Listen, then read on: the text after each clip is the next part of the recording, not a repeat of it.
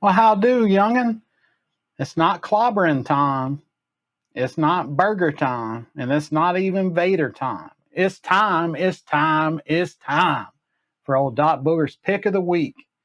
Now, before I get started talking about some albums I listened to this week, let me give a big shout out to Domino Sound Record Hut in New Orleans. So I visited Domino Sound for the first time last week, and I came out with a huge stack of killer albums. The shop manager, I guess, an owner maybe, Matt, was super helpful, super friendly, and they had a great selection and well curated selection all around. But one of the really cool things is that they had a great selection of international albums sorted by country, region, and by labels like Sublime Frequencies, Analog Africa, We Want Sounds, and even their own label, Domino Sound. So I got some of that stuff, got some cool 60s stuff. Their prices are really fair. It's a somewhat smaller store, but the density of killer stuff per square footage is just off the charts there. So I highly recommend Domino Sound Record Hut. Now let's get on to some stuff I listened to this week. So, sometimes you don't get everything you want for Christmas. And, you might pout about it. You might throw a little temper tantrum. Dot Booger don't do none of that. Dot Booger call Baby New Year. And you give Baby New Year some money and tell Baby New Year exactly what you want. And old Baby New Year gonna hook you up. So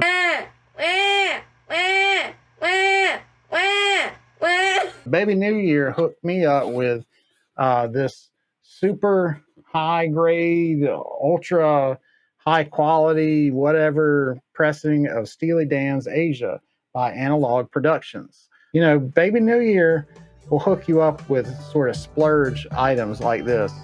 I really like this pressing a lot. This is probably the best I've ever heard this album. It's just lifelike. I think I could even smell old Michael McDonald's beard when he was doing the backups for Peg and that other song he sang on Asia. So great album, great pressing. Next up, we got Omar Khorshid with Love, re-released on the We Want Sounds label. Huge fan of his work. He's an excellent guitar player. To me, he's like the proto Dick Dale with his technique. He has a much more finesse than Dick Dale, but he reminds me a bit of Dick Dale. And I would imagine Dick Dale being Lebanese probably drew some inspiration from him, I would imagine. Anyway, this guy is born in Egypt, became popular in Lebanon. This album is got every bit of mojo that you'd want to hear in one of his albums. You got like the Eastern percussion stuff, and he's playing the sort of Lebanese Egyptian melodies, but he's playing it on electric guitar, and you've got like synthesizer and organ, which you don't normally hear in this type of music. My only beef here is that he's got a lot of effects on this album on his guitar, and you can't quite make out a lot of the intricate articulations and pick dynamics that he's so good at, but it's still a killer album, and nice to hear you, Omar Khorshid, with Love. Now, next up, we got Are You Experienced in mono. I'd never experienced this album in mono, and I think it sounds better than the stereo mix. The rhythm section's much more punchy.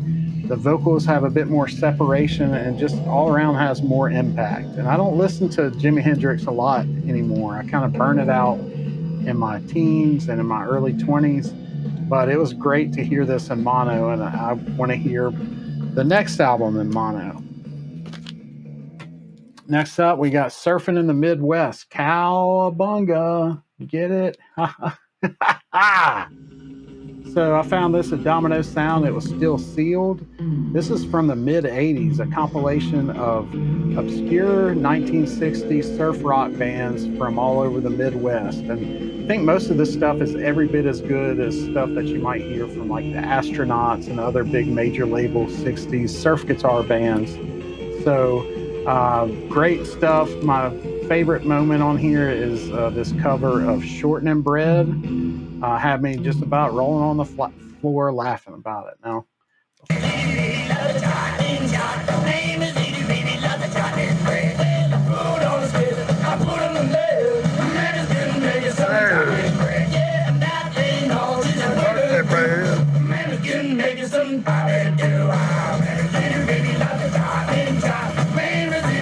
Next up, we got old Dick Dale and the Deltones, king of the surf guitar. Now, it's his second album. He might be really good at guitar, but he's not the king of humility. In his second album, he is declaring himself the king of the surf guitar. He's singing a song about it. He even has a song on here where he named a dance after himself. It's called like the Dick Dale Stomp, something like that. And he's not the greatest singer now, but it works. And it's cool to hear him do his cool guitar riffs around vocals, but then the other half of the songs are instrumentals, which is why I would buy the album anyway. So yeah, fun album, but on Dick Dale, you need to get up on, be a little more humble. Call the album King of the Pretty Good Guitar Guy. Yeah, I reckon that wouldn't sell, but it's all right. Now, next up, we got old Ahmed Malek, and I'm sorry if I mispronounce your name, brothers. Let me buy you a steak or something sometime. This is a collection of his film music, or some of his film music. Killer, funky stuff. The hype sticker says that he's Algeria's answer to Ennio Morricone, and I could kind of see some similarities there, but definitely sort of has his own unique voice, and the stuff's quite a bit funkier than most Morricone that I hear. So killer album, great stuff. Oh, viens chez moi. Hey, hey, hey, Bonnie. J'ai besoin de toi. Hey, hey, Bonnie. Hey, Bonnie. Next up, we got Enoch Light and the Light Brigade with Dimension 3 on the Command label. Now, if I see a Command label album and it's in decent shape, even if it's in dodgy shape, I'm going to get it if the price is right. And usually the price is very right, because you'll find these all over the thrift stores of the world. And, you know, the music's not always the most innovative or cool or unusual, but it's always good. Sometimes it's very good. And I think this one's very good.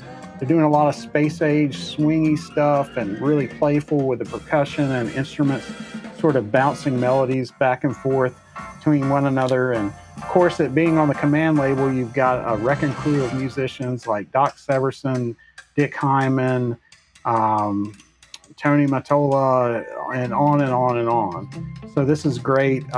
Glenn Miller's Adios, they do a version of that on here. That's kind of one of my favorite old standards. And this is one of my favorite versions of it. And there's also a standout tune called Swamp Fire and a few others. So that's a good one. Next up, we got the soundtrack to Mary Jane by Mike Curb and some other old boy that I can't remember the name of. They wrote the music, and Davey Allen and the Arrows did a lot of session work for this album, though they're uncredited on here. Doc Booger loves Davey Allen and the Arrows. They're one of my favorite 60s, like surfy, twangy, fuzzy guitar instrumental bands. This is a pretty remarkable soundtrack. And they don't just rely on like the blues rock forms that you normally hear in like these exploitation movie soundtracks. They certainly have some rockin' drums and bass and some groovy, drums and bass stuff there. But they also have the fuzz guitar that you would expect. But then they have like vibraphone and accordion here and there, and some other sounds that really kind of expand on the vibe a bit and make you feel like you were at the Pizza Hut buffet back in the day, and somebody slipped you some googly eyes sunshine, and you're like, yeah, brothers, give me some more of that pepperoni, pizza, and salad, and breadstick. Yeah. Another great thing about the soundtrack to Mary Jane, you get to hear old Miss Piggy in the 1960s before she was a Muppet. Let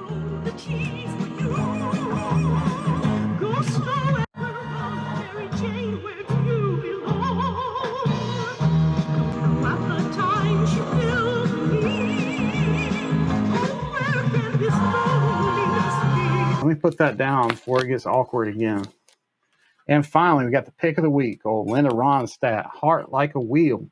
Jack, I've got a soft spot for Linda Ronstadt. I love her voice, and she's usually in the company of great musicians, and great production and great variety of sounds, and this album is no exception. I'd never heard this one before. I first put it on this week when I was decluttering the office, and it kind of slowed me down a bit, you know, when it started getting on the downbeat. So I took it off and put something else on and came back to it when I was a little more sitting and multitasking and more of a captive audience, and I love it, man. It's just a simple kind of man. He's just a simple man. But the reason it's the pick of the week, not, it's a great album, but the reason it's pick of the week is it got the song Willin' or Willing stuck in my head. Never really noticed that song before. It was written by Lowell George, first recorded by Little Feat, his band Little Feat. Never really listened to them much either. Probably check them out now. I think he was in the Mothers of Invention before that or something. But anyway, so she plays Willin'. It's a song about a truck driver. It's probably in the top 3 trucker songs ever. If you read the lyrics, it's just a brilliant song, and she freaking owns it, man. Like, she just tears that song up. And there's a great guitar solo and a great, like, chicken picking guitar solo and a great steel guitar solo. And it's just so weird to hear her voice singing this song from like this dirty, drunk sort of trucker vibe. And she does that on Simple Dreams too, like when she sings Carmelita. So it's a weird a weird combination. We won't use them big fancy words now. So weird combination to hear her sweet little voice and these sort of much less innocent lyric content. But anyway, great album. Really enjoyed it. Why don't y'all go say hi to y'all mama and them? And if you didn't get what you want for Christmas, go look up Old Baby New Year and tell them Booger sent you. See you now.